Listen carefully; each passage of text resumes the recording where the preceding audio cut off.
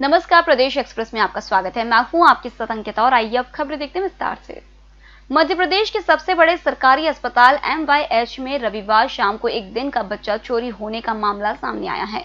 बच्चा चोरी होने की जानकारी मिलते ही परिजनों ने जमकर हंगामा किया। परिजनों के अनुसार बच्चे को एक अज्ञात महिला लेकर गई है। संयुक्तागंज पुलिस ने अज्ञात के खिलाफ केस दर्ज कर लिया है। पुलिस सीसीटीवी फुटेज के जरिए संदिग्ध की तलाश में जुटी है। सीसीटीवी खंगालने पर साफ दिख रहा है कि दो महिलाएं बच्चे को लेकर जा रही है। इसमें से एक युवती सलवार सूट में बच्चे को गोद में लिए हुए, उसके कंधे पर एक बैग भी टंगा हुआ है। वहीं दूसरी महिला साड़ी में नजर आ रही है। बच्चा लेकर जाते समय कुछ लोग दौड़कर सामने से आते नजर आए तो महिलाएं वहीं पर रुक गईं। उनके जाते तेजी से वे बच्चे को लेकर निकल गईं। इंदौर से 56 किलोमीटर दूर गौतमपुरा में गोवर्धन पूजा पर दो दलों के बीच होने वाला हिंगोट युद्ध पुलिस और योद्धाओं के बीच खेला गया। पुलिस प्रशासन की सख्ती के बावजूद योद्धाओं ने परंपरा निभाते हुए छत से हिंगोट चलाए। हिंगोट छोड़ने को लेकर योद्धाओं ने पुलिस को जमकर छकाया। एक योद्धा ने तो सड़क पर आकर हिंगोट पुलिसकर्मी पर फेंक दिया। वहीं दूसरा योद्धा परंपरा निभाने पुलिस से बचते हुए मैदान तक पहुंच गया और हिंगोट छोड़ दिया। पुलिस ने दोनों को पीटकर थाने पहुंचाया। इस लुका-छिपी के खेल में पुलिस ने 5 योद्धाओं को थाने पर बैठा लिया।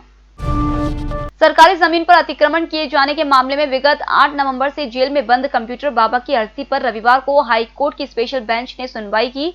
धारा 151 के तहत बाबा को SDM कोर्ट से राहत नहीं मिल रही थी। इसके बाद पुलिस ने 2 और केस उन पर दर्ज कर लिए थे। इन सबके खिलाफ बाबा ने हाई कोर्ट में याचिका दायर की थी। हाई कोर्ट ने सुनवाई के बाद आदेश दिए कि SDM 5 लाख रुपए की बैंक गारंटी स्वीकार करे।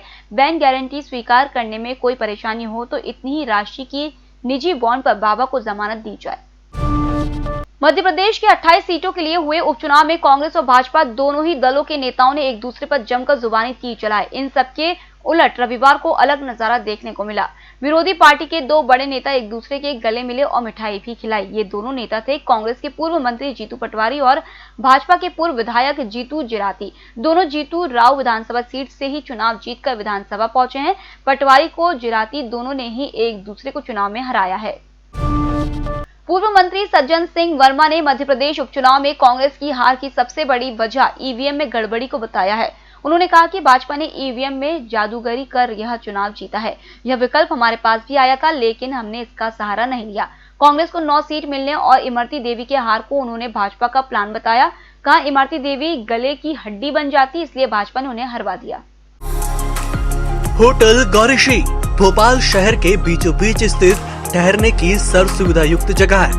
Room available in affordable prices और facilities free wifi, AC, TV, parking, security, lift, full sanitized room, toiletry kit. Hotel Gaurishi, hall number 8, Chittor complex, MP Nagar, zone 1, Bhopal. Phone number 7898128620। Corona काल की पहली दीपावली पर इंदौर में जमकर जश्न मना। लोगों ने रात भर पटाखे फोड़े। इससे शहर में फैले कचरे को उठाने का जिम्मा एक बार फिर निगम के 7000 अधिकारी कर्मचारियों ने अपने कंधों पर उठा लिया। स्वच्छता की मिसाल बन चुके इंदौर ने दिवाली की अगली सुबह यह करके भी दिखाया। राजवाड़ा सहित शहर भर में फैले कचरे को उठाने के लिए सफाई कर्मी सुबह 5 बजे ही मैदान में पहुंच गए। सुबह 10 बजते पूरा शहर फिर से कचरा मुक्त हो चुका था। प्रदेश भर के सरकारी कॉलेजों के 2200 प्रोफेसरों का डेटा सोशल मीडिया पर लीक कर दिया गया है। प्रोफेसरों के फर्जी प्रमोशन की सूचना भी फैलाई गई। इसमें कहा गया कि प्रदेश के 500 प्रोफेसरों को प्रमोशन देकर प्राचार्य बनाया जा रहा है। सबसे पहले सीधी भर्ती वाले प्रोफेसर को प्राचार्य बनाया जा रहा है। स्टेट प्रोजेक्ट डायरेक्टर रूसा और उच्च शिक्षा विभाग के नाम का अनधिकृत उपयोग भी किया जाने की बात सामने आई है। इस मामले में प्राध्यापक संघ ने साइबर पुलिस में शिकायत की है। मामले में प्रमुख सचिव उच्च शिक्षा और आयुक्त उच्च शिक्षा को भी शिकायत भेजी गई है। कोविड-19 संक्रमण को देखते हुए एक बार फिर राज्य शासन ने कक्षा पहली से 8वीं तक की कक्षाओं के संचालन पर रोक लगाई है। सभी सरकारी व निजी स्कूल अब 30 नवंबर तक बंद रखने के आदेश जारी किए गए हैं। स्कूल शिक्षा विभाग द्वारा 12 अक्टूबर के आदेश अनुसार 9वीं से 12वीं की कक्षाओं के विद्यार्थियों को शिक्षकों से मार्गदर्शन लेने के लिए माता पिता अभिभावकों की अनुमति से स्कूल आने की अनुमति रहेगी।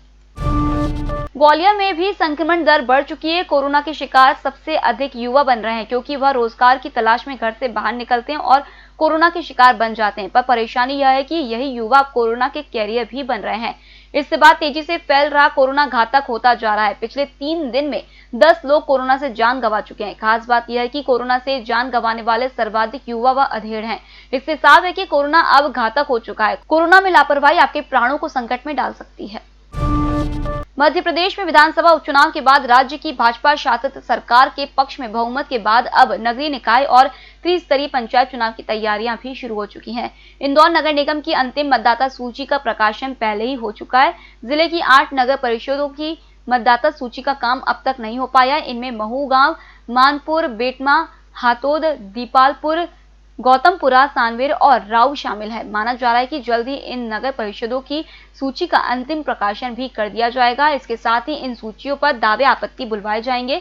दावे आपत्तियों का निराकरण करने के बाद इन सूचियों को अंतिम सूची माना जाएगा।